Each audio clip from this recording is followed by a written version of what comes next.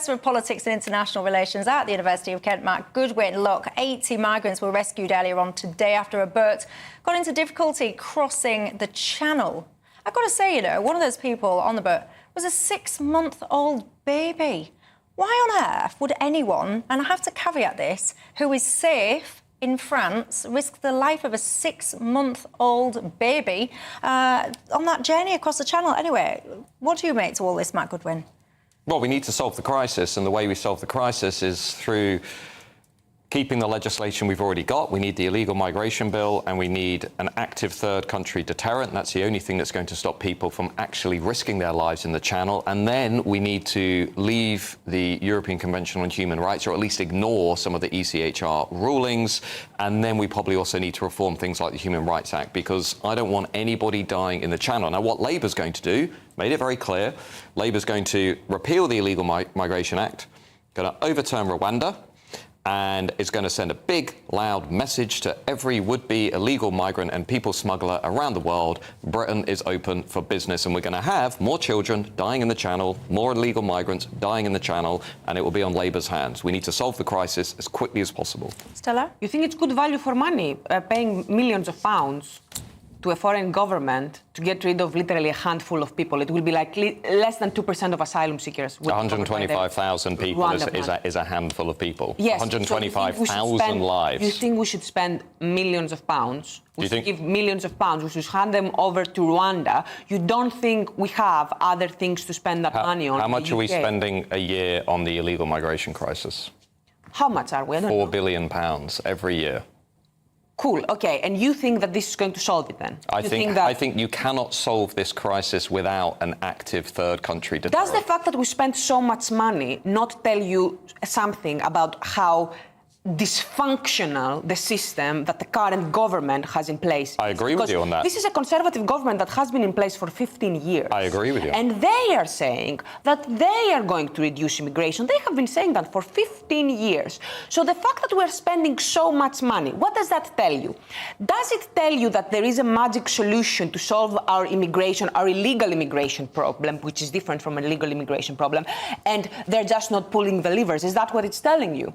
No. It is telling you that immigration is a very, very complex issue, that the conservative government has been lying about it. It tells you also that they are completely useless and they have failed to deal with this. I agree. But as I said before, my biggest issue with this is that we are talking about immigration over and over again. And guess what? You can reduce immigration to zero tomorrow. Our problems are not going to be better. In fact, they could very well be worse. When you say problems, what do you mean? Do you live in an area that has been changed by uncontrolled immigration? I live in London. I used to live in my land, which probably has changed with immigration. Well, I'm an immigrant, so you are asking me if I live in an area that has been changed by immigration. Well, I'm an immigrant, so I don't know, maybe I've changed my area. I hope for the better. Just briefly come in, because I think the one thing the British people deserve above everything is secure borders and the ability of their government to control who is coming in and out of their country, which is their home. So that's the starting point for all of this. Immigration matters to people because, look, Thomas Sowell once said it's the only issue that we talk about in terms of how to help people break the law. And people find that very annoying. We constantly talk about how to make it easier for illegal migrants to enter the country, and we know that that comes with serious costs, like the girls who are being sexually harassed in places like Kent, like the girls who are sexually exploited in northern towns. And I think people have had enough, and I agree with you. The Conservatives have been disastrous on this issue. I've talked and written endlessly about how terrible the Conservatives have been on illegal and legal migration.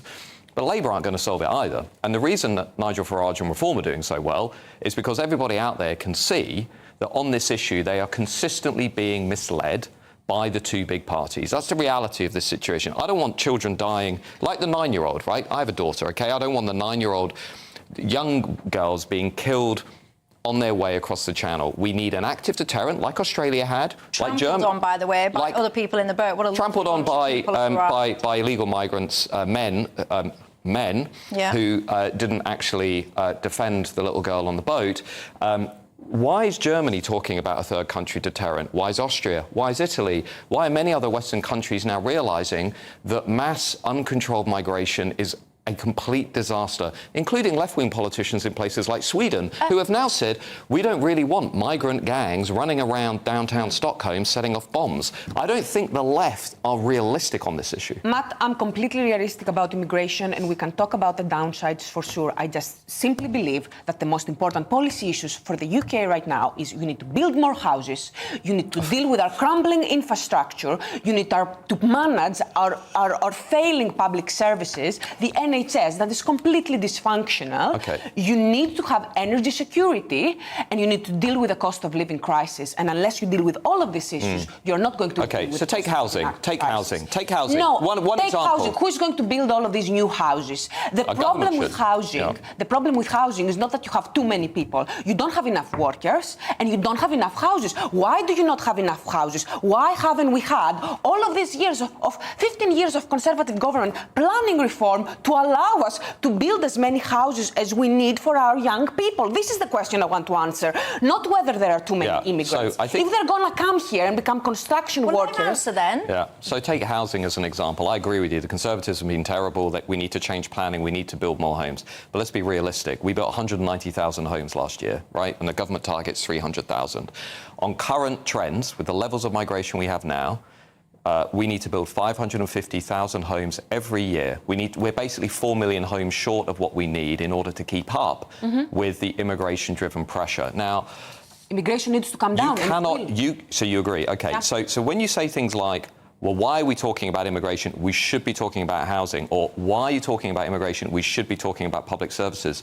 Every major Western nation currently, from Canada to Sweden, is realising that the population trap of welcoming more and more people, by the way, who also get old, who also need the NHS, who also need housing, who also need public services, is leading Western nations into disaster. You can't say, if we talk about immigration, we're not talking about these issues. They're all interlinked. What we need to do is get migration back down to a reasonable level. And then I agree with you, change things like planning, build more homes, reform the NHS. Of course they are. Everything we're living through in this country right now is a policy choice, a disastrous policy choice, first taken by Tony Blair in 2004, and then carried on by David Cameron, and then, by the way, by Boris Johnson, who completely liberalised migration and put it on steroids. These all reflect policy choices. We could make a different choice tomorrow. We could say we're going to reduce legal migration below 100,000, we're going to leave the ECHR, we're not going to have children and adults dying in the Channel. We could make that choice if we wanted. Our elites, our ruling class, are refusing to make that choice. Well, there you go. What do you make to all of that? Very strong opinions on here. And I know that you will have equally strong opinions at home. Get in touch and tell me your thoughts. I've got to just say, though, we were just talking about the Reform UK party. One of my members on the panel mentioned the candidate there that's standing in Boston and Skegness. I do just want to be clear, of course, other candidates are standing in that seat. As the list stands currently, they are as follows: David Dickinson, English Democrats, Alex Forbett from Labour, Richard Gordon Lloyd from the Lib Dems, Chris Moore from the Green Party, and of course Richard Tice, just mentioned there, from Reform. We've got Matt Warman as well from the Conservatives.